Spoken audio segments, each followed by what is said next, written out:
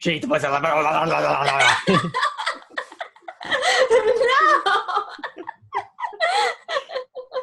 Sober Connor, enjoy all of this. I imagine like sober Connor right now, just like taking his glasses off. He's just kind of like rubbing his temples, and it's just like, you know, I don't get paid enough for this. I don't get paid at all for this. He gets paid $0, except for maybe the $2 you get whenever someone buys a t-shirt. Is it worth it, sober Connor?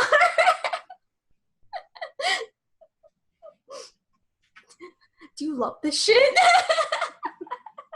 Is that our opener? Yeah. Let's talk about it.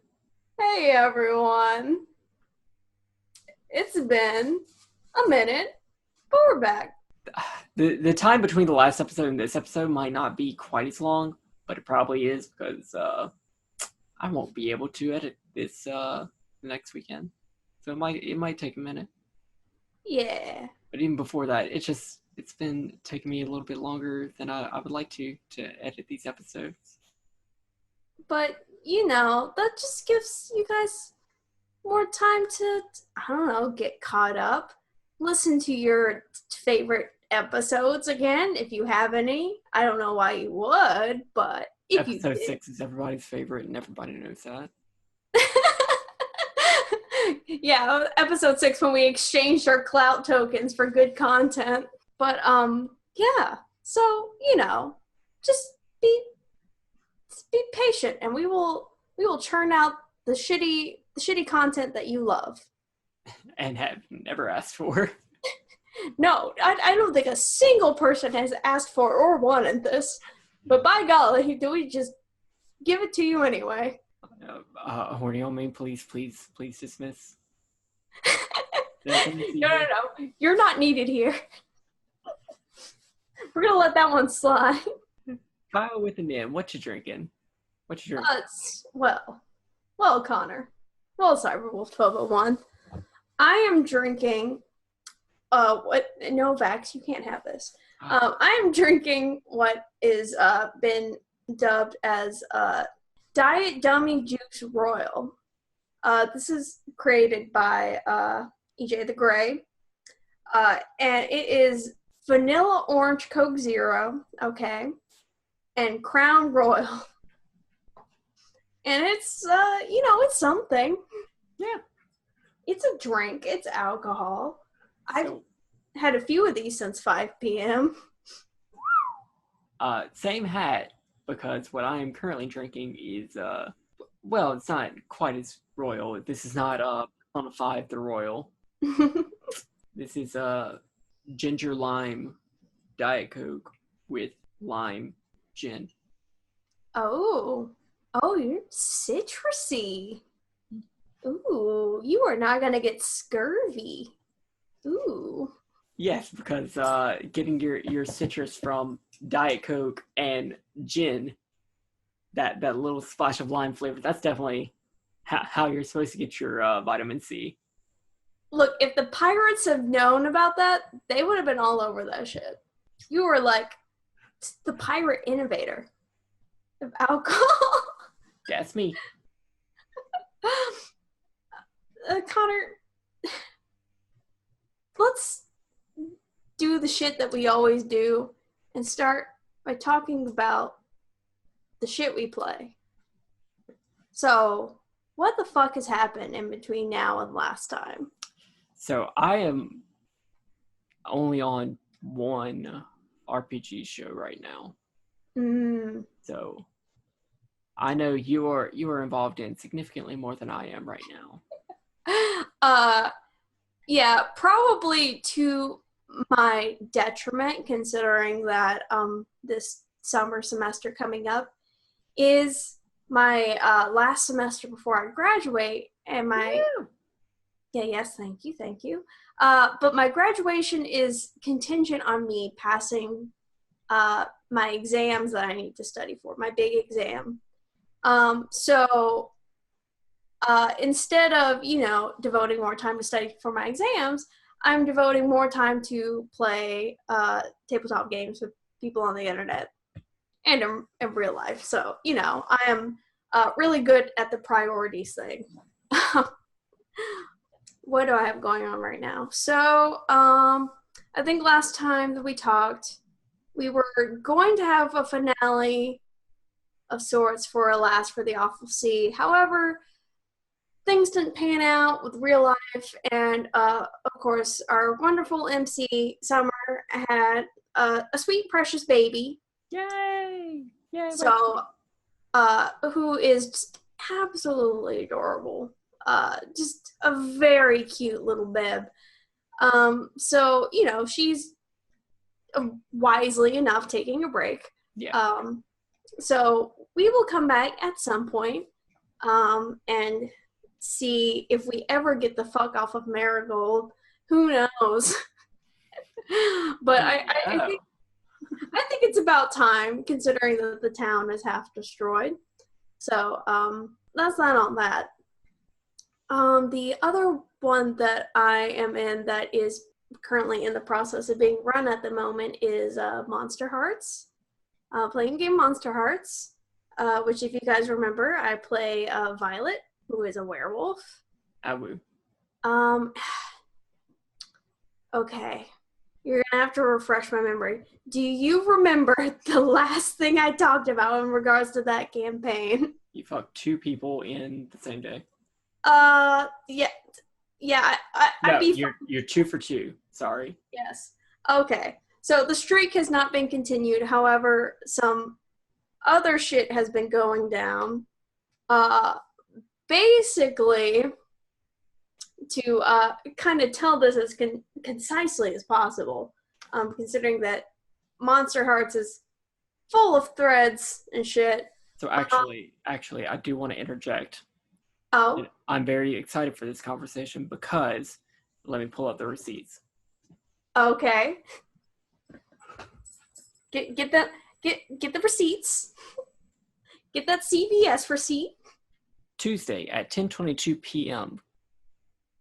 Kylen texted me saying, "I can't wait to tell you what happened to Violet tonight." To which I responded, "Oh, whoa." To which Kylen responded, more like, "Awu."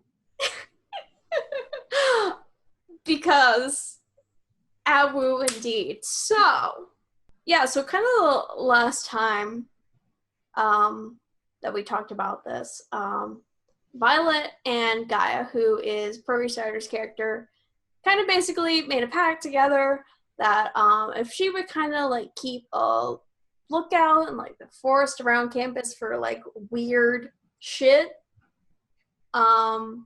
they in turn would let Violet know more about werewolves, because she doesn't know anything about them, because she was basically bitten and then whoever did the biting just yeeted off.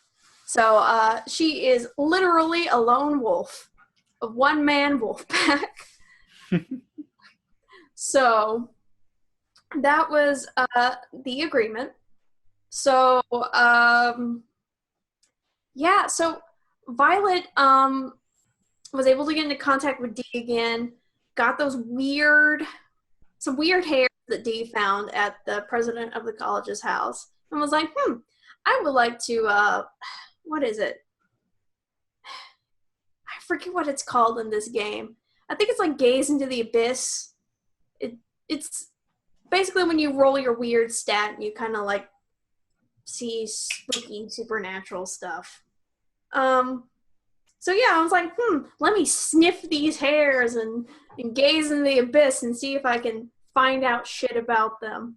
Sniff. So that goes well, because as she does, she sees like some sort of creature, but as she does, like this vision that she's getting, it's invoking all of the feelings of the night whenever she was first turned, which is a lot of anger, a lot of confusion, a lot of fear,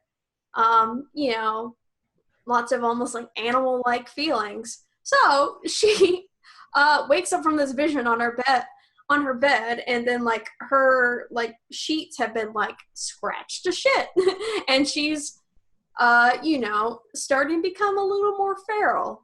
And she's like, shit, let me go run around the woods and break shit to blow off steam. As one would do. Right. A perfectly normal coping mechanism. So, our friend Gaia, who has been hexed. Violet's also been hexed, but we'll get to that. So Gaia has been hexed by our witch, Riley, to basically see evil shit. Like, anytime they look out in nature, like the weird, demonic, threatening shit. So they go to their little throne room, and they're bugging out. And then they're like, I'm calling a meeting. All the nature, get in my fucking throne room is basically the vibe that was conveyed. And of course, Violet's running around out in the woods, so she's like, shit, better go to the fucking meeting. So, while she's getting over there, guys flipping their lid, and then, I'm sorry, Vax just did a big jump. Oh, man. Like, he was on the floor, and then he was up on the chair. And he was on the floor. Rolling on the floor, loving myself. Anyways. Right. So, guy is flipping the fuck out. And then, this NPC, whose name is Kendrick, their connection is they are like Cygnus, who is the unicorn's like, it's silly. The program is called Branch Buddies. It's basically the person that's supposed to show you around campus for all of the foreign exchange international students. But like, this dude is like, not that smart, because they're like, oh, I bet you don't know anything about this. And Cygnus is like, I'm from the UK. I know what you're talking about. Anyway, and they also have like white people dreads and smoke a lot of weed. So that's the that stage for you. So basically they come in and they're like, hey man, yo Gaia, what's up? Because they work for Gaia. Yeah, and then Gaia just kind of like goes ballistic and takes their shillelagh and starts beating this guy's face in. Like, straight up beating this guy's face in.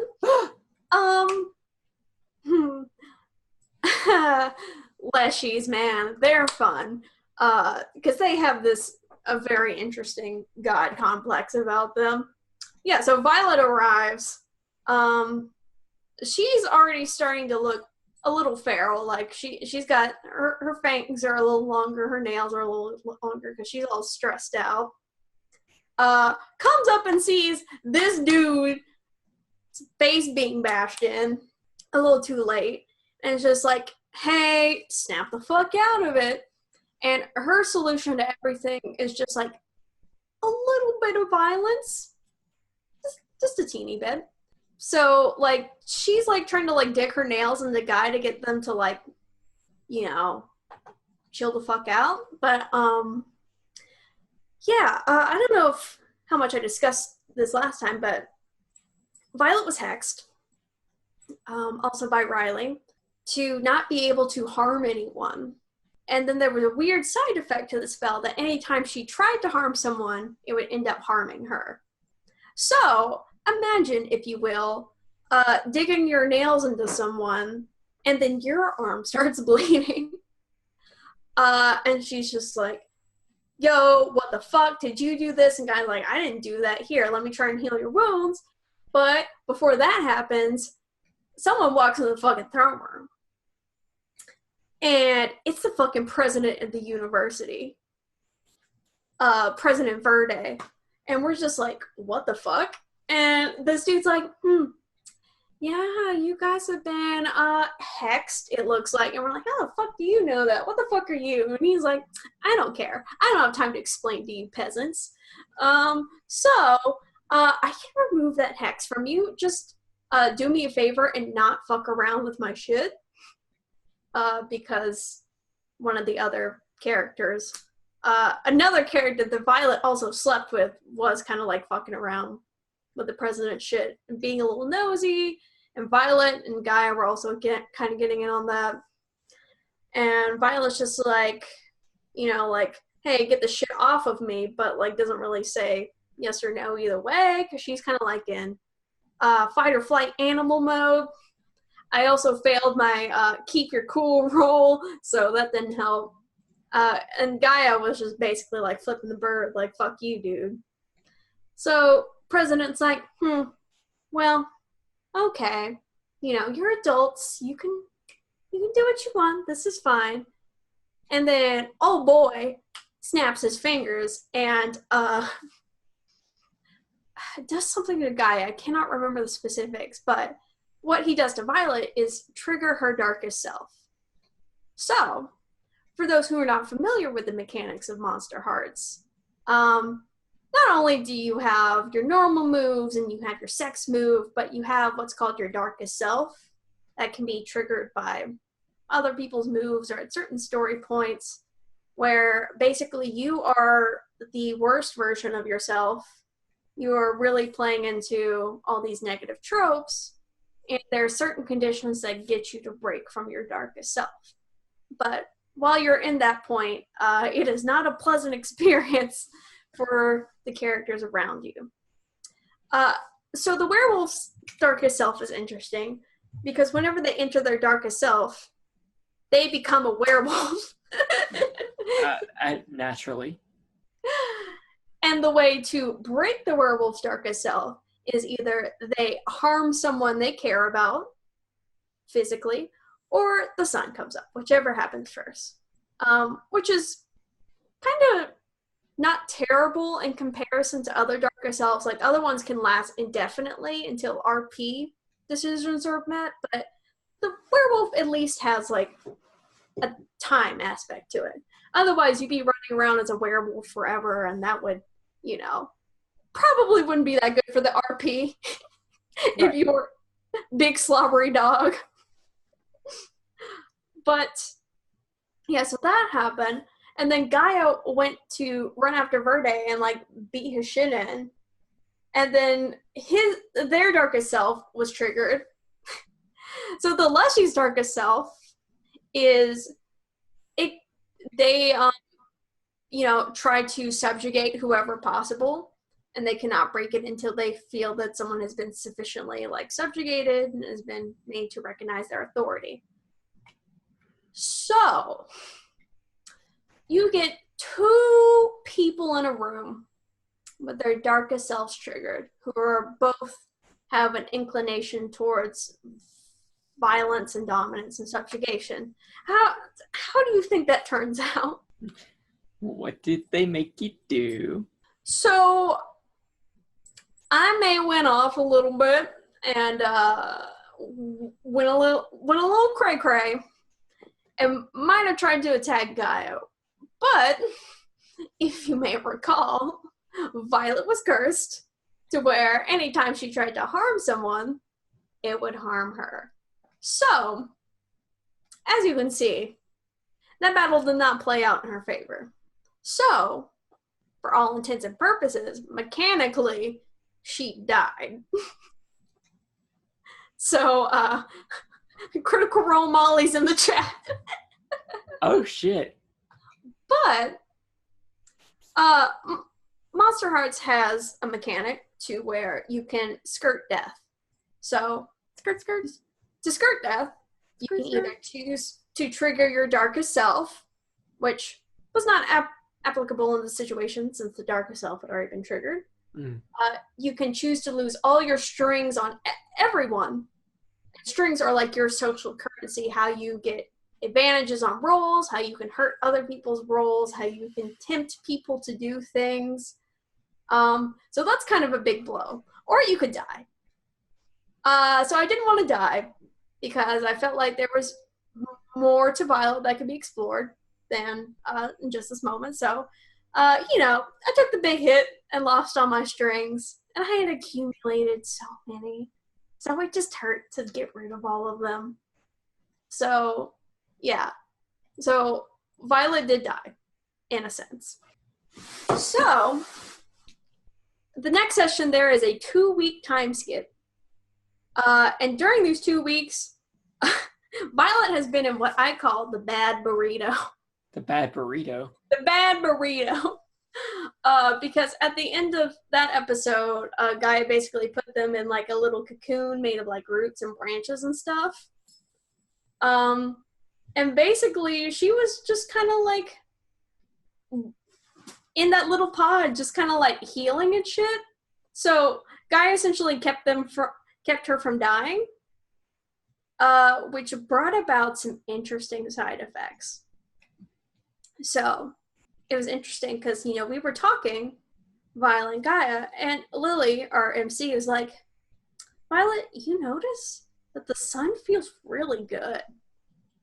And I'm just like, you know, okay, that makes sense. You know, I've been like asleep for 2 weeks and in this little cocoon, so yeah, okay. But then like Violet's clothes are like all ripped to shit and stuff, and she's like, fuck, I need some clothes. So she's walking out of the like this greenhouse, and Lily's like, hey Violet, are you just really thinking hard about like how you need some clothes? And I'm like, yeah, I guess. And then Lily's like, cool. So yeah, as you're walking out of the greenhouse, plants start to kind of like coalesce around you and basically form a little outfit for you. I'm just like, that's abnormal. So, a side effect of Violet dying and being kept alive by Gaia's magic is that now Violet has a custom move that is called Green with Envy. And basically, if she rolls high enough on Weird, she can ask plants to do stuff for her. Ooh. If she's not that successful, however, the wording of the move is her soul becomes closer to the roots. Don't know what that quite means yet, but I assume that her soul becomes more and more Gaia's, which probably isn't good, but, you know, she's alive. And then Gaia, in turn, also got a custom move, which basically, I don't remember the name of it, but basically they have, not advantage, because there's no advantage in this system, but they basically have, I think it's +1 to all rolls against me, just because part of their essence is within me now. Mm-hmm. So, you know, that's not the best thing, but, you know, making it work. So, a lot of shit happened last episode, and basically everyone found out that everyone else is something weird. Like, we basically all found out we are fucking monsters. And it was a giant game of telephone, and he said, she said. But what I really liked was the end of the episode, because one of the NPCs in Violet's story is this bitch named Skylar, who is this girl on the soccer team who doesn't like Violet because Violet is better at soccer than she is. So, because Violet's been out of commission randomly for 2 weeks, our coach is like, hey, you know, glad you're back. Skylar's been playing your position. You know, she's doing just a really great job, you know, just so good. So we might keep her there. And Violet's like, oh, yeah, you know, that makes sense. Whatever's good for the team, right? Then this bitch Skylar comes up, and it's just like, she's saying all this shit to Violet. However, she's making all of these, like, dog puns. So, I'm just like, this bitch knows. You know how I know this bitch knows? Because she's in cahoots with the bad guy. She's bad. So Violet's just like, well, hey, we should get back to practicing. Good luck in my position. Break a leg. And Violet decides to ask something of the plants. And basically, her wish is, I really wish that Skylar would just fall and break her fucking neck. So, that was a successful roll. However, Skylar's neck does not break. Instead of having a normal bone crunchy sound, it is a metallic car crashy sound. So, and her neck was not broken. And basically the episode ended with her getting strangled by the plants. But no conclusion yet. But I don't know what this bitch is, but she is bad news. She is something. I don't know how the fuck that's gonna play out. But anyways, the Violet is half man, half wolf, half plant, man, wolf, plant. That's the thesis statement. That lot. Yes. But it's really cool because it's just like, damn, this is not like anything I've ever played. This isn't like anything I've ever seen been done. This is a new trope. But so yeah, what if Poison Ivy was a werewolf? That's basically it. So I'm really excited to see how that goes. Considering the stat that move is based off of is one of Violet's dump stats currently. So it's more likely than not that she will fail, which will have consequences of some sort. I haven't had to figure them out yet, thank God. But I'm really excited. I really enjoy this Monster Hearts game. I think it's just a really interesting system where lots of crazy shit happens. And of course, I just like monster people. So, it really just kind of caters to all my interests. Yeah. But that's me. Let's go to you. So there actually isn't a lot to report on the Indoor Adventures game. We are still on the island of Arask. We should be getting pretty close to the end of it, though. Arjan is still making potions while Corey's doing stuff. I think she went on a date with Olivia. A very nice seaside date. It's what she deserves. I have a quick question. Okay. Are they romantically involved, or is it just like a... I think so. Okay. Because, I feel like it's there, but I don't know if it's ever been explicitly stated. Like, it always feels implied to me. But I also miss, every other episode, so... Yeah. Yeah, I think something's there. Obviously, they went to the moon together. There's something going on. They're on a t-shirt together. Very romantic. I mean, I'm all down for it. I ship it. But I love Corey. I think she's a really great character. So thank you, Wings, for Corey. But also thank you, Indoor, for Olivia, because I also think she's a really interesting character. So, choo-choo, all aboard. Wait, that's not a ship noise. It can be. Gwen and Kylen are still working for, well, actually, no, they just finished working for things that make you say, wow. Because Kylen has this custom wizard subclass, School of the Lost. Oh. Which is all about, forgotten knowledge and stuff. Mm-hmm. One of the things that he can do from that is he can cast spells at higher levels that he should not be able to cast them at. But every time he does, he has to roll in a wild magic table.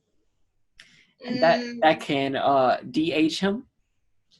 That can cause lightning spells, lightning attacks to hit other enemies and kill them all, which happened during his adventures. it can cause a unicorn to be summoned, which also happened. I'm ready for the potted plant. It's gonna happen one day. You know, because whenever you have to spend all of your downtime paying off the consequences of rolling on this table, the best thing to do is to keep rolling every session. I think that's how credit card debt is accrued. Friend of the channel, R Justice, you bringing up your credit card debt. Stop it. The wild magic debt. Really, just using your credit card is like rolling on the wild magic table. Who knows what's gonna happen? God! You play D&D for escapism. But one thing that did happen is in a previous episode, Gwen decided to plan a birthday party for Kylen. And I believe we talked about this on a previous episode, but we might not have. I don't know. So whenever Kylen re-aged, he doesn't know his birthday. So Gwen was just like, hey, we should call this his birthday. And we're like, okay. This is the day where you turn 7 years older. 10. Oh. He de-aged 9 years. We aged him up 10 years. He's 24. Oh. Okay, Kylen. But as Gwen was planning everything, she quickly found out that neither Arjan nor Corey had a birthday. Oh.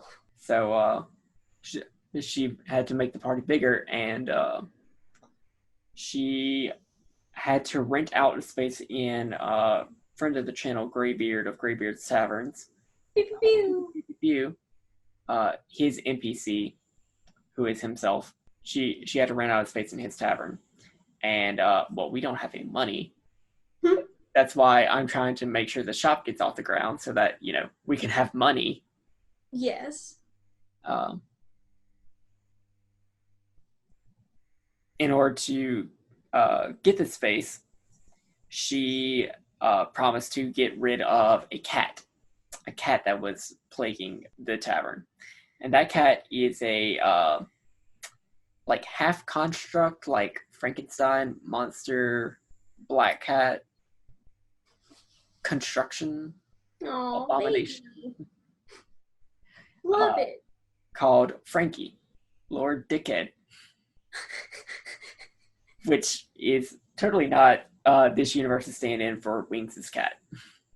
Who just screams like a banshee. He is a very vocal boy. I love it, though. I love Frankie's screams. Best place to handle that is to capture the cat and hide it out in our shop. And whenever Arjan has to leave, that cat caused some of his potions to explode. And then got himself stuck under the house. Oh, no. Him legally. Oh, no. Just meowing at multiple hours, driving Arjan crazy, driving their neighbor, who I found out we have, crazy. So we went on a little excursion into the sewers through some illicit connections, which we probably should not be taking, and can get all of them also exiled from this island because, remember, I am exiled from this island. Why are you here running a shop? Because we haven't left yet. A very chill exile. As soon as we leave, we can't come back. That's how everything stands right now. So we go in. To make a long fucking story short, I shoved a whole bag of jelly beans up my ass. Is that allowed? To make a long story short, we go in, witness a terrible deal happening, and immediately kill everybody because we don't have our paladin. Who's really the voice of reason. Who's really the voice of reason. We kill them. They're part of another trading company that our friends were doing work with. And one of them gets away. And it makes sure to clock us, notice us. I'm sure that's going to come up eventually. But we're there for a job. We go down and we track down this cat who is currently making a deal with a shadow demon. As cats do. As cats are known to do. Staking his claim on what is known as the Dark Throne. I don't know what the fuck this is. I know this cat's evil, so I do everything in my power to kill this cat. Who is actually a demon. Is not an actual cat. So no animal abuse. No animal abuse. We do kill it, but it sort of just like discorporates and swears it's revenge. So that's another thing that eventually we will deal with. You know another thing that y'all eventually have to deal with? That weird fucking cloud giant NPC with the most cursed voice. Oh, yes. Friend of the channel, Indoor Adventures. Pew, pew, pew, pew, pew. What were you thinking when you made this terribly cursed NPC who haunts my dreams? Actually, no, incredibly inspired, just bonkers NPC who, like, Kylen and Gwen had to, like, get a toenail from in a game of dice, and now Gwen's gonna be a piece of his jewelry for 2 days. Yeah, so whenever friend of the channel, LB Hakama, has to miss a session, that's when that's going to come up. Oh, that's smart. Oh. But yeah, no, that was one of my favorite moments in a while, just hearing just anytime that weird NPC was interactive with, I was just like, oh, I hate it, but I like it. Hopefully, I'll be done with the potions pretty soon. Hopefully, I can actually get my fucking crossbow. Because I've lost all of my equipment whenever Bleak died. All of it. Rip. Critical Role Molly's in the chat. And I don't have any money. Like, I don't have any fucking money. I'm trying to do it to get this thing off the ground, finish up these potions. But you know, we don't play downtime quickly in this game. We don't play anything quickly in this game. We know, which is fun. Hopefully we'll be able to get off the island soon and do some other stuff. Yeah. That'll be nice. Yeah. You just gotta wait for Corey to come back and, you know, see all the bad things you guys did.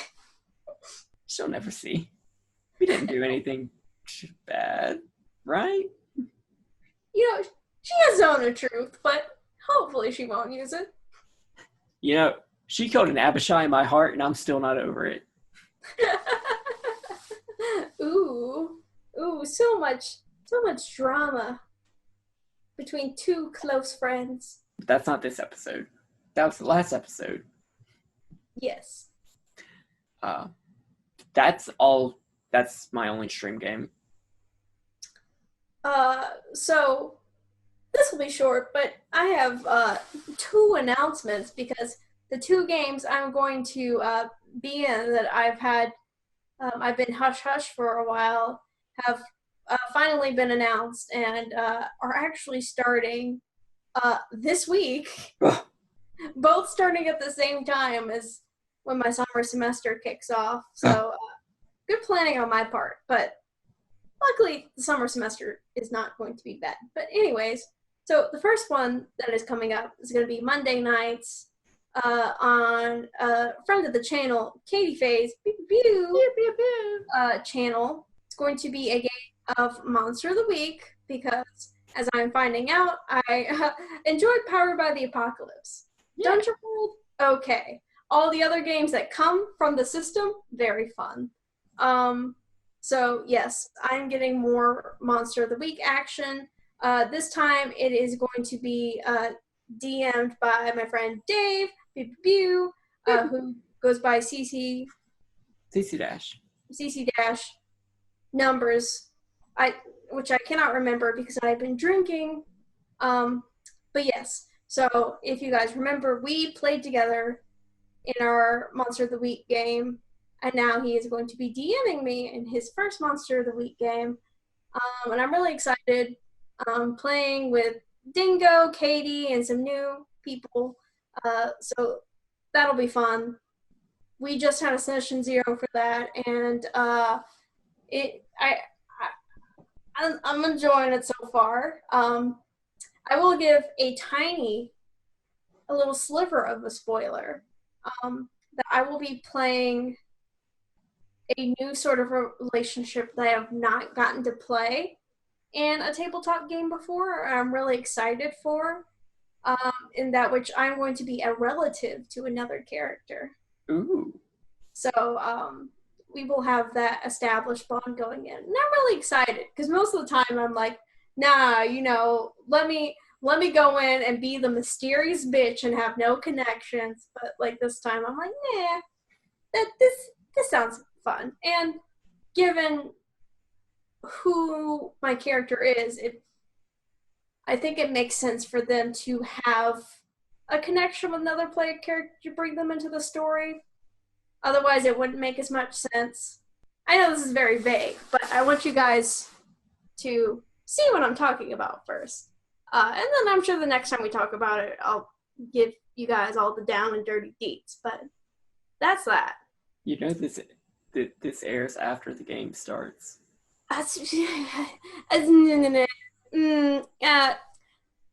Whatever. Watch my stream.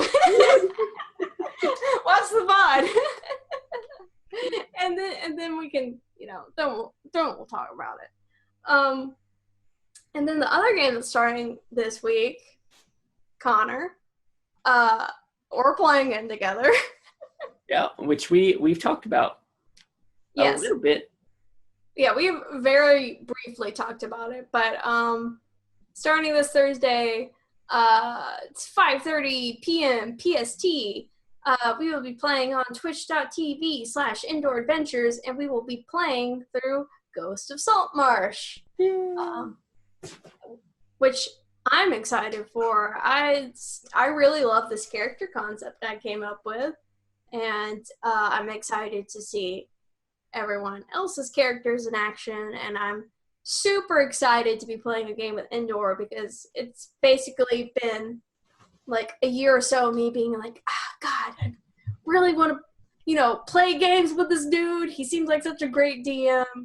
And finally the stars aligned. And so that's going to be happening. And I'm so excited because I just love the whole Indoor Adventures channel. I think it's a great community. So, and of course, I love D&D. And so... I'm very excited to be playing through the new adventure. Also, on the subject of new adventure, because this is kind of topical, how do you feel about the new campaign module that they announced at the Descent? Let's talk about that after the break. Let's do it. How are we going to break? Do you have any more games, first off? No. Okay. Well, I do want to share just a little bit more about my character concept. Oh, yeah. Please. For the Ghost of Saltmarsh game. Go ahead. Where we will be playing our Salt Bays. Yes. I rolled shit for stats on this. Yes. Let me just say, right off the bat, I rolled shit for stats. I don't think I got anything above 13. Yeah, it was some, dear listeners, it was some hot poo-poo garbage. So, I do have this concept of a Kaladesh. Kaladesh. It's a Magic the Gathering setting of this Kalashtar. Yes. Who is developing its powers, and suffers chronic migraines because Wow, Connor, I thought D&D was supposed to be an escape from real life. And more of his psionic abilities will be manifesting as his bardic abilities, and it's going to be great. Did you say sonic abilities? Psionic. Okay, because I heard blue hedgehog abilities. Whoa. You gotta bard fast. Well, that Sonic movie trailer did give me migraine. You know, I saw it again whenever I was watching Detective Pikachu. So did I'm I. sitting there in the movie theater and I'm like, wow, this is technically out of date now, since they're going to be reworking the design. Which, honestly, they can put whatever shit they want there. I just want to watch all the bits with Jim Carrey. But that's a whole other can of worms. But yeah, I'll be very excited for me to start hinting about all that. I need to find a whole bunch of poems. Oh yeah. Oh yeah, you gotta. Oh, you're gonna bard it up. I've got to bard it up, but I'm not singing. This character is not a singer. He is definitely more of a poet and literature sort of guy. Ooh, that's good. See, I'm totally on board for this because one, I am a huge bard stan, as you guys know. So I'm always telling people, play bards, play bards. Two, I think it takes big old cojones to play a bard and do act out bardic inspiration as a bard in front of the people watching on the internet.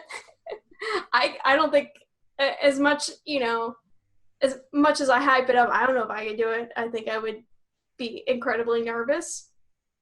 So, kudos to you. Well, a lot of these are going to be flavored by his psionic abilities.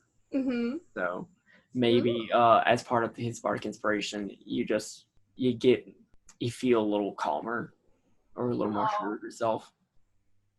Just adds his psionic link. Helps you do stuff.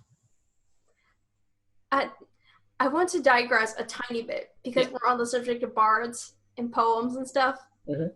I just want to give, and this almost pains me to say it, I just want to praise fucking Arsqueef. Yeah, we haven't talked about our home game. God, yeah, that's true. We're really out of it. So, I just want to compliment Arsqueef, as much as it pains me to say it, for being really good at the RP part of being a bard. Because this son of a bitch, whenever he does inspiration, he has fucking limericks that he has typed up, that he has made himself, and he fucking reads them off. And goddamn, if they're not actually good.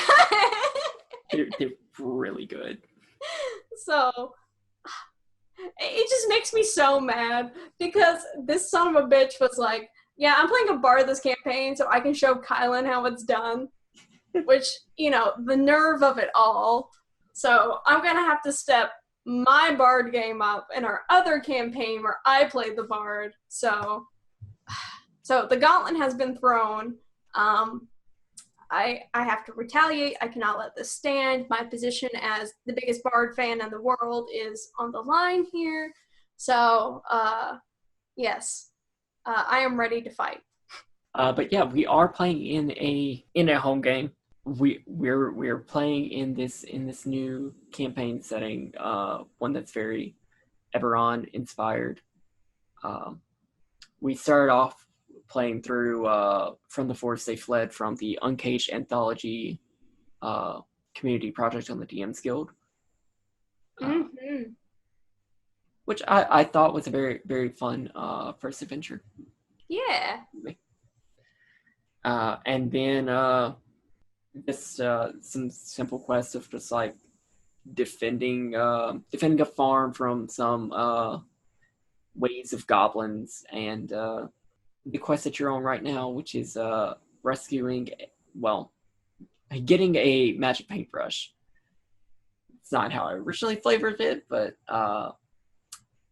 it's you go and rescue a missing artist who is currently trapped within his own painting. These are quests from Oblivion, because I steal so much shit. You know what? Who the fuck cares? If someone already did something and you want to adapt it to D&D, I don't give a fuck. Also, I've never played Oblivion, so honestly, I wouldn't have known unless you had said something. But Osqueef noticed. yeah, he noticed, but he was like, I don't remember how it ended, so it'll still be a good time. And of course, it probably won't play out the way that it ended in Oblivion because our party is full of bad boys. It won't end how it ended in Oblivion because I can't throw trolls at you. Oh yeah, that's multiple trolls. Yeah, please no trolls. I don't want to be embroiled in a flame war.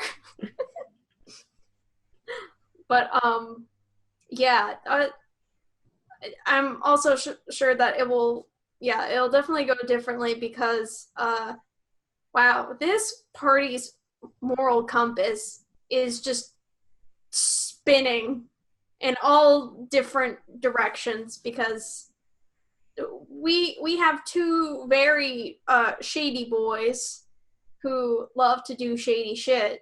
In fact, one of them fucking robbed the place the night before and then fucking walks up to the door and is like, hey, I noticed your husband was missing. Do you need help finding your husband? The other one was accomplice to that. Other character is, somewhere in the middle. I think AQ's words, because this is his character, was like, yeah, I was going to be more of a bastard. But then I realized we already had two bastards in our party, so I decided to tone it down. So, he's not as bad, but he still very much has bard energy. And then there's my character, who is a lawful good warforged, who has a very binary way of looking at the world. Things are either right or they are wrong. And like everything needs an explanation. There is no room for moral gray, which basically contradicts the rest of the party. But my character, their name is Render, is never like, oh, we need to do this because XYZ. Basically just kind of like inquires the reasoning behind all of their decisions, like, why would you do this? Why would you lie? Why would you take something? Is this right? Just because they're trying to, I don't know, figure out how everything works, because to them, they were basically born 2 days ago.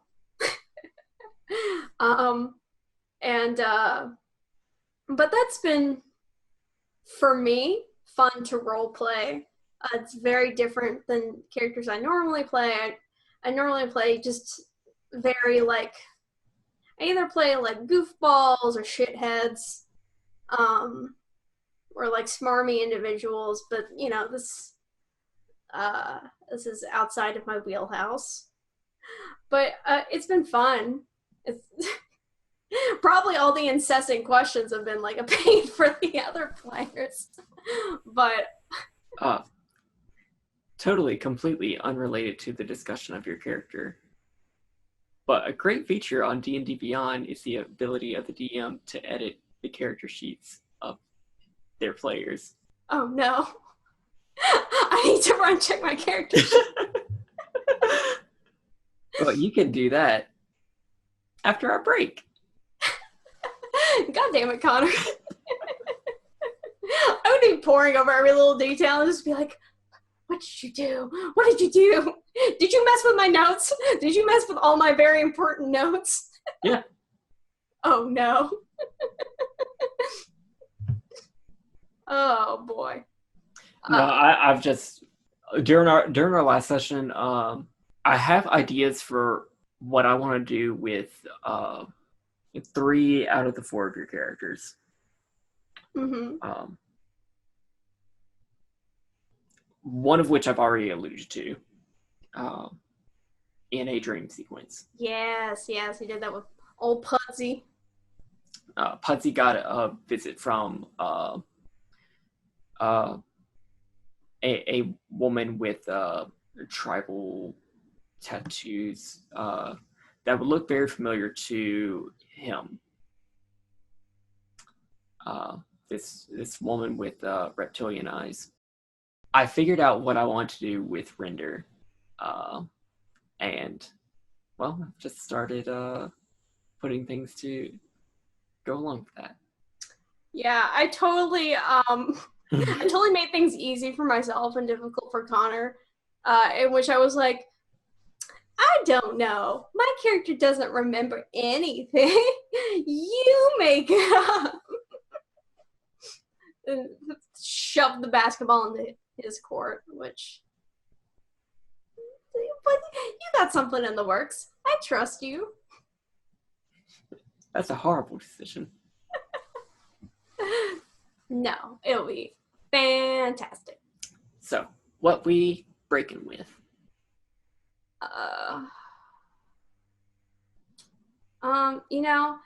I just want an image of like a really chubby bear just kind of like waddling across the screen.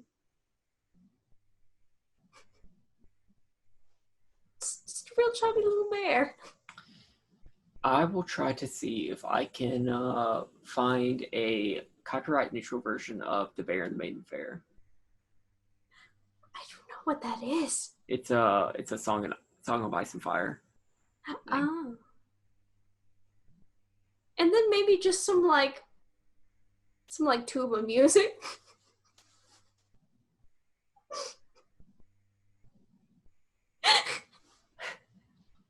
Ruby Sapphire, Route 104. We're doing it. Is that tuba or is that trumpet? That works.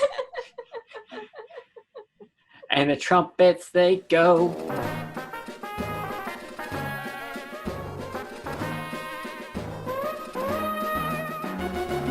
Welcome to hell. Literally.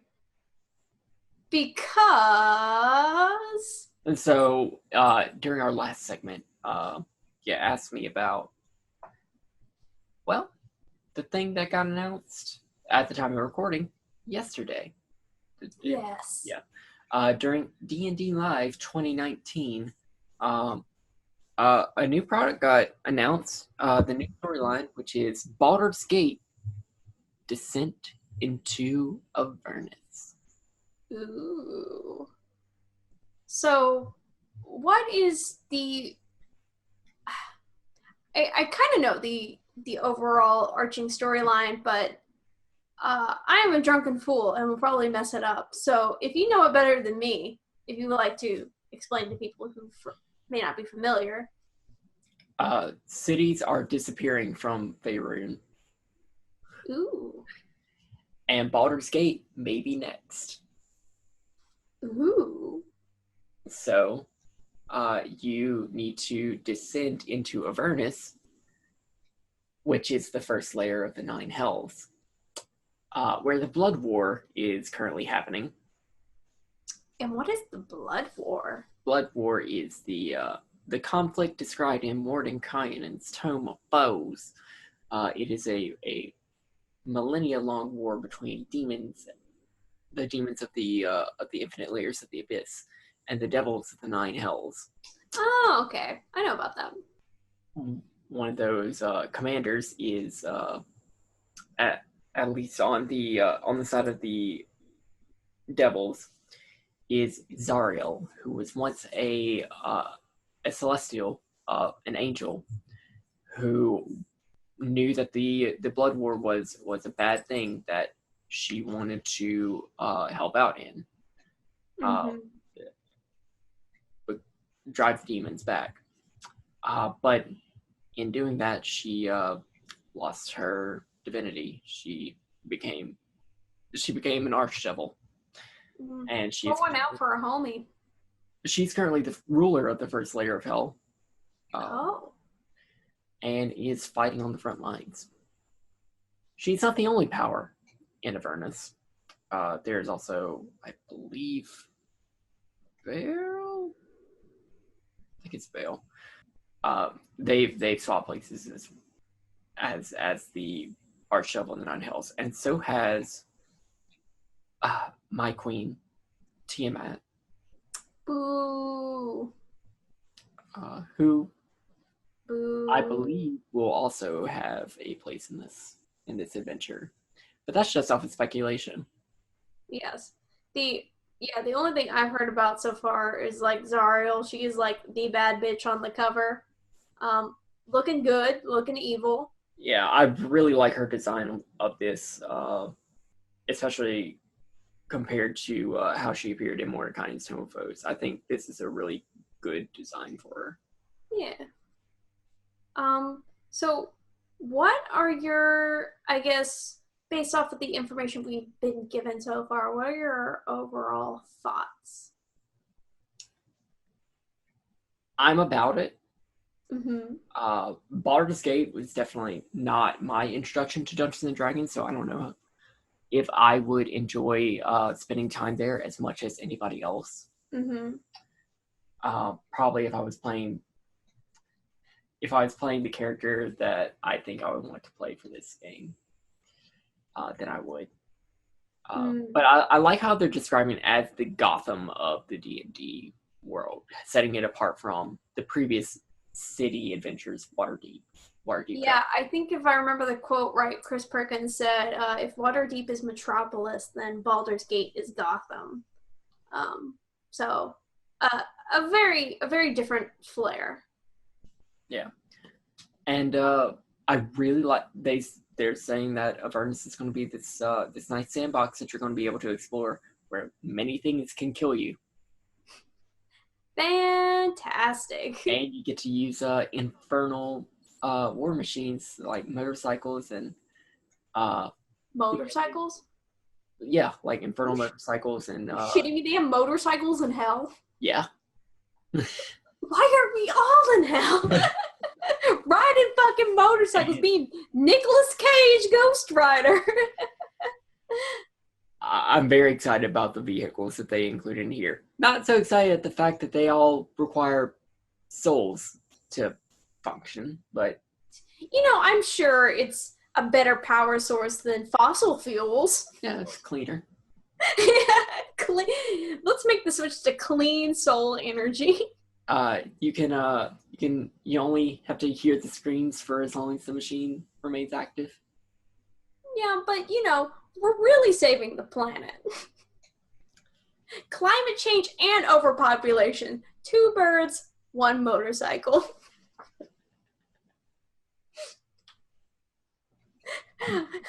But yeah, I'm very excited for this adventure.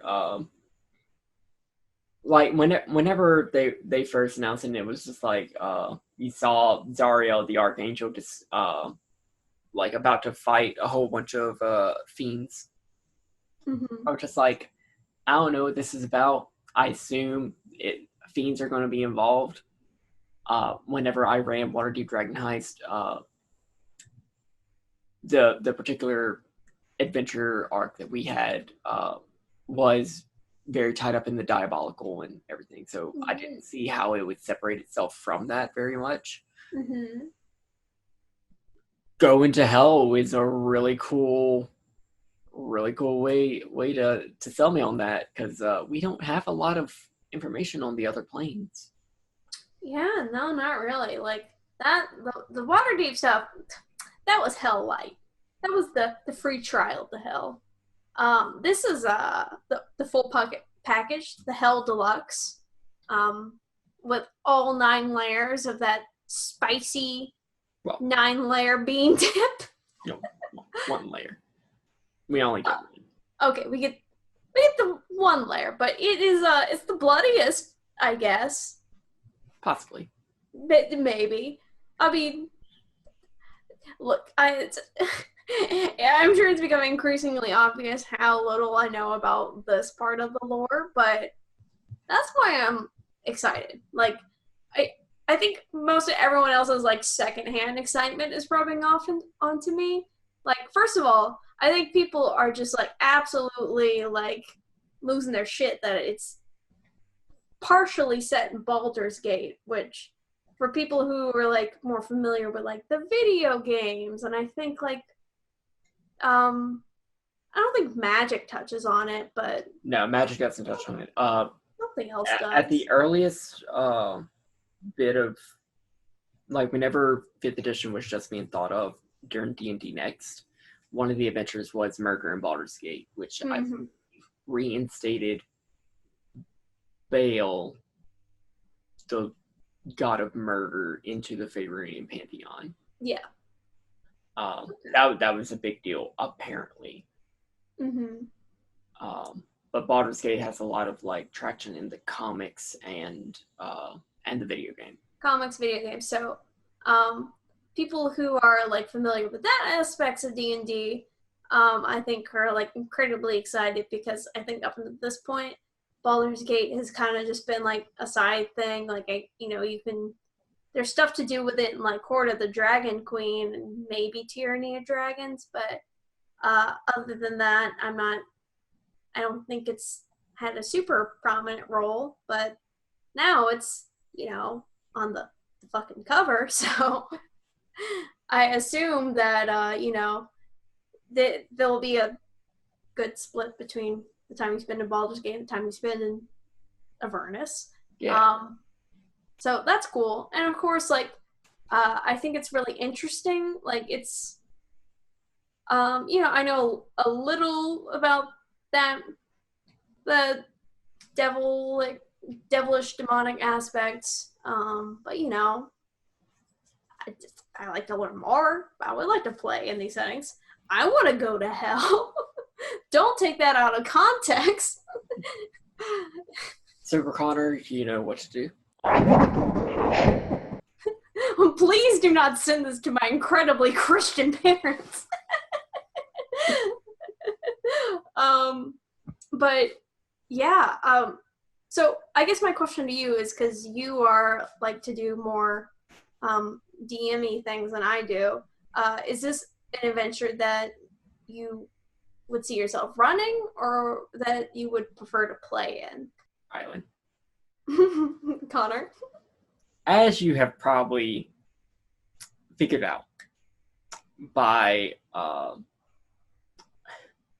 Rogar constantly being on his bullshit during our Horde of the Dragon Queen game.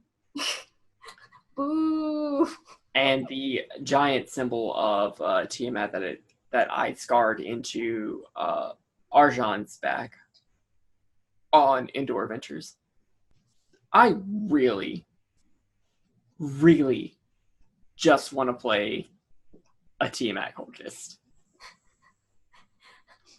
God damn it, Connor. And Joe Manganiello came up on that stage and said, "Hey, you remember my my Dragonborn Paladin to Tiamat? Remember my OC? You remember him? Showed up on Critical Role, showed up in Force Grey. He's also an Idol champion of the Forgotten Realms. Yeah, he's canon now. He's got a tower in Avernus. And guess what? Guess who I'm playing right now? I'm playing his son. Archon fucks. Oh, bitch! And based off of... he spilled the beans of a conversation that he and Matt Mercer discussed. But right now, Archon the Cruel has the Hand of Vecna and is chilling in the first layer of hell in a tower, surrounded by dragons, currently going mad from having the voice of Tiamat and the voice of Vecna, two very angry and powerful gods, fighting over control of him. Imaginably so. While Archon himself is trying to figure out a way to bring Tiamat to the material plane. Mm-hmm. As any paladin or someone devoted to Tiamat would try to do. That is her realm, after all. Of course. Hashtag Tiamat did nothing wrong. That is the hill I would die on.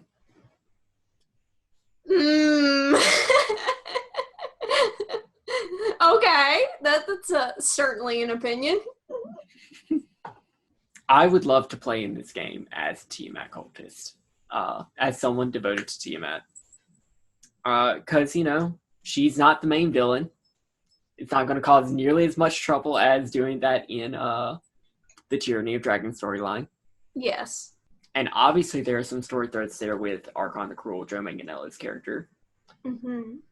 If the intro, the plot line of the story is cities are disappearing from the material plane and you got to put them back, well, can't you bring cities there from hell and pop them back? Can you do that with a certain 5-headed dragon god? Can you? Can you? That's what I would like to explore. But I would need a DM who was, going to run that. Right now, listeners, I am scratching my chin and looking off to the side, contemplating things. Alternatively, yes. Mm-hmm. Waterdeep Dragon Eyes was a very fun adventure that I converted into the Tal'Dorei setting from Critical Role. The conversion notes, of which I'll eventually go back and finish. I think most of it right now, except for the villain layers, are finished. Or at least there is the first pass. And you can find them on my Discord, and which you can get access to by subscribing to the Twitch channel. Subscribe. Hey, give me that $2.50. Please. And yeah, it's just available for download on the Discord. Eventually I'll finish that. But Baldur's Gate Descendant to Avernus seems like a wonderful, wonderful thing to convert as well to the Tal'Dorei setting, because you've already got Iman as Waterdeep.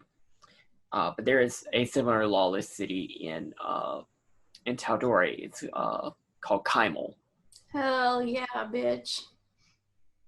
And it's not a port city. It's not there isn't a river through it, but it doesn't seem like there's going to be that much setting specific stuff in there.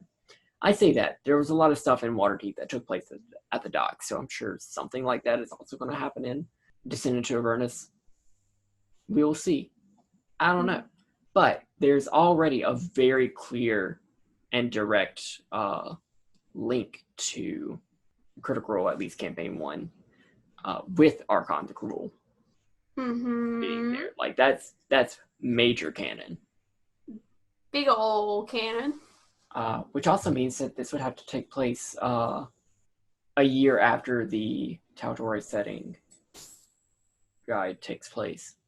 Mm-hmm. Which there's probably a lot less that you would have to do there than you would for Iman.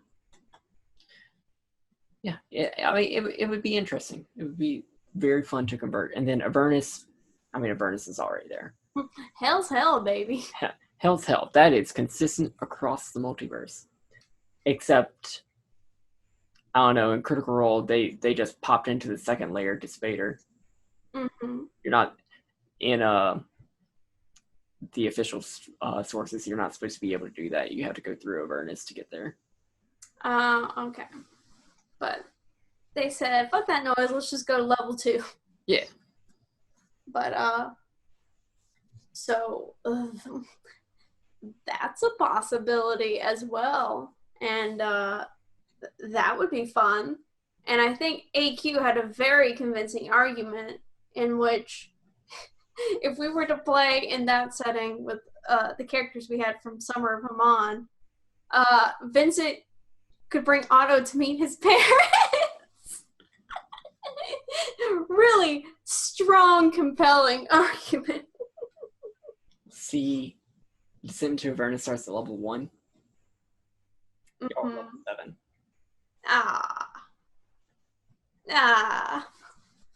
It's okay. We'll make a pit stop. We'll take the elevator down. That's how hell, right? Works, right? Yeah. It's sort of like the beginning of a good Metroid game. You're all powered up, and then you lose all your abilities and have to regain them. Fuck. But yeah, all that stuff was happening at the D&D Live show / stream / convention. But you and I have another convention that we need to look forward to. It's Jenkin. Yeah. It's Jenkin. all those events go live tomorrow. Oh shit, is that tomorrow? Son of a fucking gun. Technically Okay. today at 12 p.m. your time. Yeah, so incredibly topical. So yes, the event list, basically, a little sneak preview of what's being offered this year, went live like I guess a week ago, a week or two maybe, and now tomorrow will be the time to sign up for the events you wish to sign up for. And I don't know what your plans are particularly. I know that you expressed before that you haven't really had a chance to look at the event list, which makes sense. That thing is mahoosive. But I kind of want to take a different approach than I took last year. I do as well. So how was last year Gen Con for you? What were the sort of things that you did? So last year, I sort of front loaded myself with a lot of talks, a lot of discussions, a lot of panels.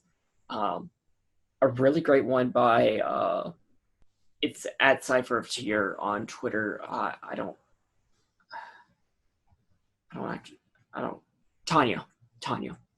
Mm-hmm. That she and some of the people from Mace Arcana gave on diversity inclusion. I got to see a talk from Matt Colville. I got to see Adam Coble give a talk about working with creators as a streamer. Yeah. A lot of really cool talks like that.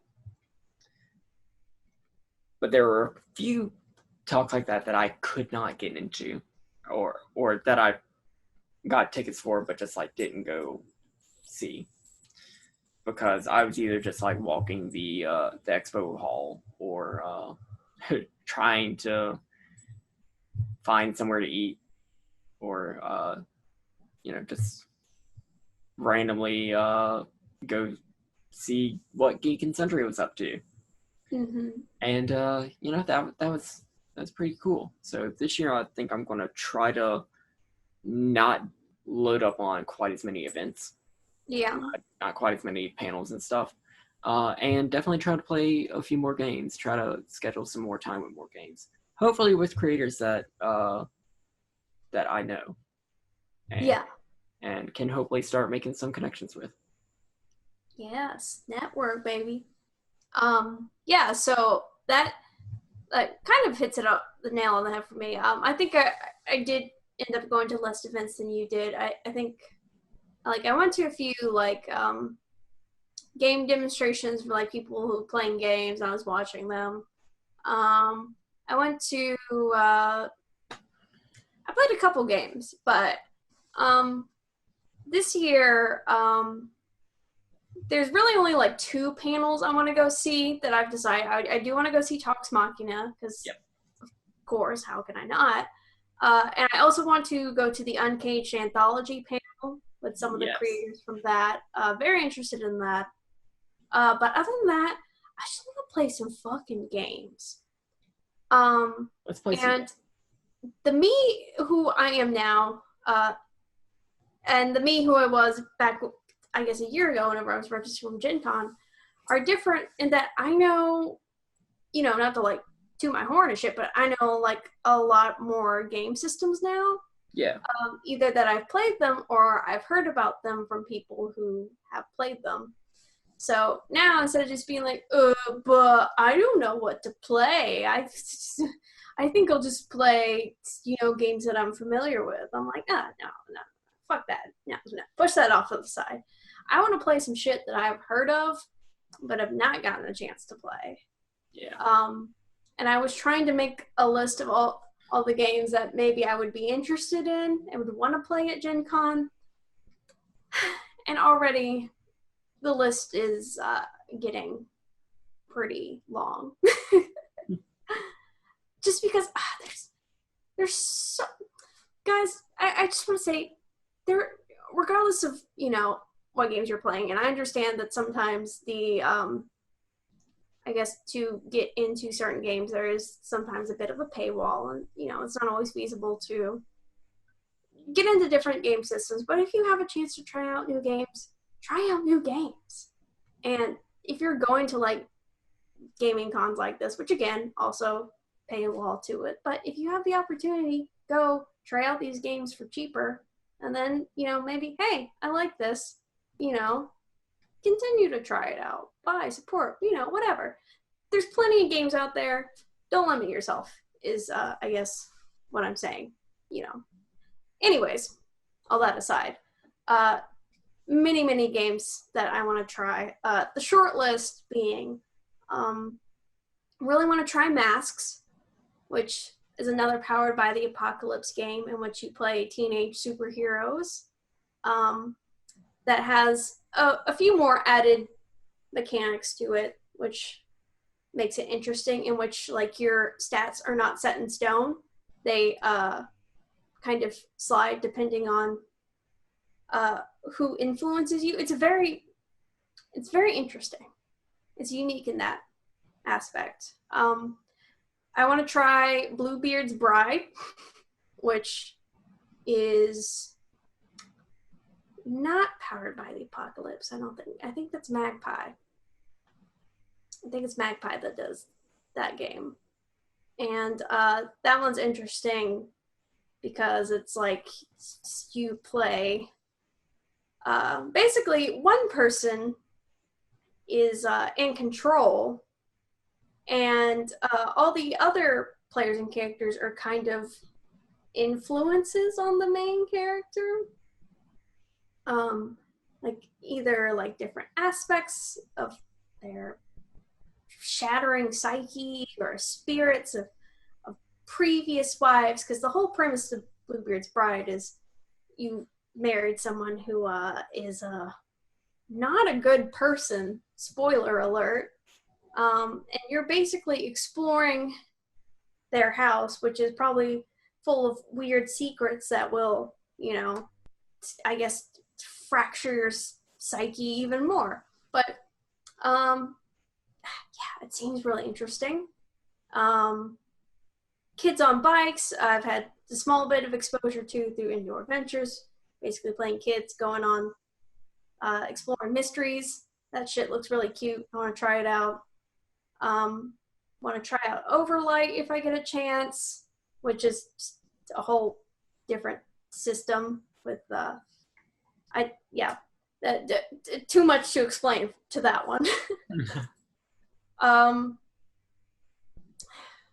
Let's see. I think there were a few more. Bottom line is, there's so many games I want to try out. Which on one hand, I want that. I want to play just a shit ton of games. However, I also don't want to overload myself, which is what I came close to doing last year, and I ended up not going to some events. I don't want to overload myself so I can have more free time.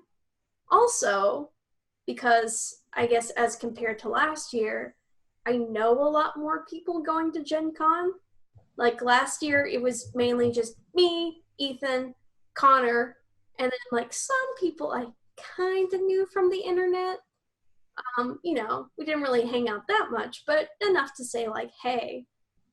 But since then, like I've made more connections with people, either by playing games with them or chatting with them.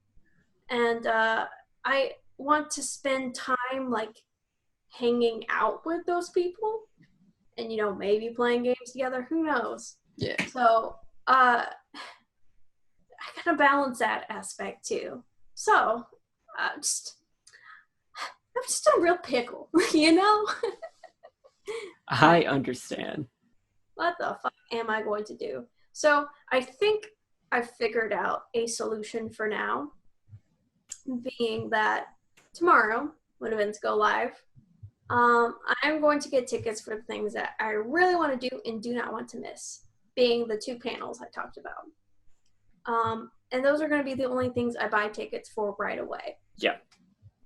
Then maybe after registration is like really opened up, I think I might take like a second pass, see what's still available, and if anything sticks out at me, I'll just pick maybe top 2-3 game systems I want to try and get tickets for those. And if it doesn't work out, maybe I'll just get some generics and then go around and see what I can do at Gen Con. But I think that's how I'm going to approach it this year. I don't know. What do you think? I think that's great. Like I said, I have not been able to go through the list yet. Because, oh boy, have I not had time to do that? Have I not made time to do that? Yeah. What I really want to do is I really want to make time to play games or learn to play games in some of the systems that I already have. That makes sense. Like I've got a big old box of Numenera and Vampire the Masquerade 5th edition. That Collecting some dust.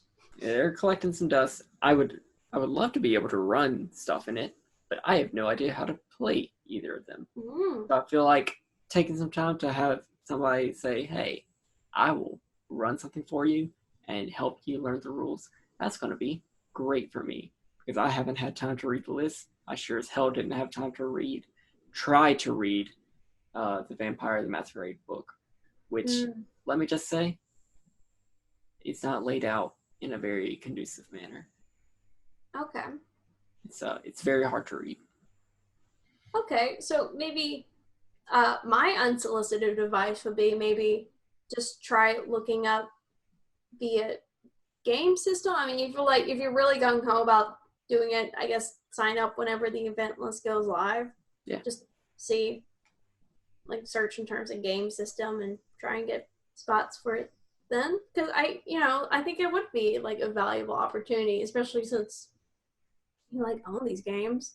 Yeah. So it would be like getting practice with them and then getting more comfortable with them, playing them and maybe running them. But no, I think that's a great idea. I'm really salty because like I would love to do that with Ryutama because for my birthday Ethan got me the core book for Ryutama, but no one's running that game, which is a shame. It's so cute. I'm gonna have to learn on my own time. I could do that this summer. No, I should study. Conflicted. One thing that I do want to try to do this year is just try to find games that creators that I know are running or playing in, or that I know they're playing in. Like I know you and I both responded to Nomadic whenever he posted that like he wants to try to run a Tales from Loop game. That was another game I was interested in trying. Okay, yes. Our friend Katrina from the High Shelf Gaming Crew is running something. She is running Dead of Winter, I believe is the name of it. And I believe it's Dave or Rich who's running OD&D. Yeah, Rich is running OD&D. Yes, I do definitely want to sign up for what Rich is running and what Heather/Katrina is running. Mostly just as like, for one, I've never tried those systems, and two, I just want to like hang out with them and playing games they're playing. Like, it was really fun hanging out with Katrina, like going to all the Geek and Sundry stuff last year. It was great to do that again. Like, Katrina, just very nice, very pleasant, lovely individual. And then through her, we met the High Shelf Gaming Crew at Gen Con. And gosh, what a lovely community of individuals. Just simply the best, and so excited to connect with them again and hang out, go back to Dick's Last Resort. So screaming. Definitely going to connect with them. Also definitely connecting with the indoor crew.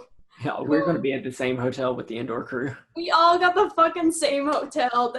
That motel 6 or whatever the fuck it is ain't ready. So. And it probably will never be, based off of the state of the hotels that we have stayed in last year. Well, surely it cannot be worse than the one that you stayed in last year. It can't be worse than mine. Oh my god, that hotel was a hotel. A hotel in quotation marks. But definitely trying to get into like what Nomadic is running, possibly Heather, Rich, anyone else that you had in mind specifically, or if Sir Lucian or Jordan is running something, I would love to get into one of their games. I still have not played with Jordan. Is Jordan like your indoor? like yes, Kylen is to indoor as Connor is to Jordan. I sort of owe me getting into the TTRPG community to Jordan, because like I was following his Forgotten Realms Explained channel for a little bit. Then he started the Saturday morning D&D show. That's how I found Sir Lucian. Sir Lucian did a subscriber thing. That's how I got on his thing, but through a show that Sir Lucian was doing with Anarsis and PB and Nomadic. That's how I found all of them and got into Anarsis' Fun Shots. Oh, what wicked TTRPG webs we. But yeah. The connections, you know, it really is like once you get involved with like one person and like start playing with people, like all of a sudden connections and doors open up to play with more cool people. It's so much fun. But yes, playing in a game with him. Playing in a game with Jordan, either run by or PH in the middle. Yeah, that's gonna be great. That's one of my goals, and I hope this is the year. I know I talked about this whenever we were talking about Gen Con in one of our earlier episodes, but it's so funny you say that because Ethan and I totally, by coincidence, ended up being in a dungeon world game run by Sir Lucian. Yep. And then we were just like, I'm like, I know you through Connor. And he was like, oh my god. It was just crazy coincidence. But yeah, I'm definitely looking forward to having some more of those moments this year. Yes. I'm just so excited. Like, last Gen Con was so much fun, but like, I think this one is gearing up to be just a really good one, just because we are no longer greenhorns. You know, we know a little bit about what to expect and, you know, maybe how to divvy up our time, and just, yeah, you know, and just like all the things we've done over this past year, the more games we've played, the more people we've met. It's just, I don't know, so unbelievably excited. Also, we have a little bit more under our belt than the High Shelf Gaming Gen Con Survival Guide. Yes. Which, by the way, if anyone who is listening is planning on going to Gen Con, check out the High Shelf Gaming podcasts. They do a very lovely series on what to expect at Gen Con, with everything leading up to it, with like event registration, hotels, food. Their episode on food is a personal favorite of mine just because I love food. So definitely check them out and all their other podcasts too. They do very lovely work. So yeah, quick plug for them. Check it out. Friends of the channel, High Shelf Gaming. View. But yeah, no, I'm so ready. Very excited because, one, I will not be driving this year. We are taking a fucking plane, so that'll be nice. Yep. And two, we will be getting to stay longer. I think we'll be there Wednesday night and then leaving on Monday, so it'll won't have to feel like we have to jam pack as much stuff in now that we have, the entire duration of the event. I don't know what your schedule looks like, but it's pretty much the same. okay. But just talking about it has got me all excited because I don't know. Until now, it's just kind of been in like the very back of my brain, just because I've had so many other things to worry about. But I'm just very looking forward to Gen Con just because it's so great. Yeah. Well, I'm about to die.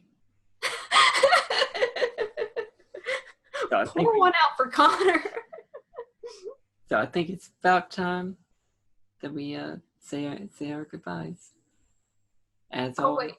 Yeah. Shit. Hang on. Let me do a little parkour real quick so we can meet our quota. Parkour. Now, if that isn't the Skyrim horse climbing up a mountain, I don't know what is. Parkour. Okay. So we've maintained the integrity of the show. So now we can do an outro. As always, we have many links in the doobly-doo if you're watching this on YouTube. If you're not watching this on YouTube and you are listening to this on iTunes, Google, Anchor.fm, where I actually upload these, please go check out the YouTube because there are many visual gags and things that you can't get anywhere else. Please give me watch time and subscribers. Oh yes, it is now the time of shilling.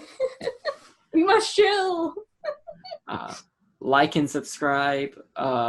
We've got merch. Merch. And yeah, thank you so much for sticking it out with us this long. And if you're going to Gen Con, say hi. Yeah, hit us up on the Twitters. Let us know. Perhaps we can meet. It's not impossible. We will find time.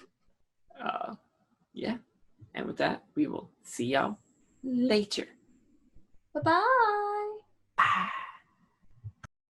Oh no, you turned the button on. It's Vax being wiggly. Yeah, he's being a little wiggly boy. Ooh. He's being a little slippery salami. Oh, baby. Vax is baby. I am asshole. You know that meme that's just like, I'm baby?